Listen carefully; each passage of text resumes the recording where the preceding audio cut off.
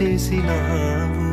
నీ గొప్ప ప్రేమ మా పైన చూపి కంటి పాపలా కాచినావయ్యా. చంటి పాపను మోసినట్టు మోసినావయ్యా. చేతి నీడలో దాచినావయ్యా. తోడుగా మా ముందరే నడిచినావయ్యా. పోషించినావయ్యా, బలపరచినావయ్యా.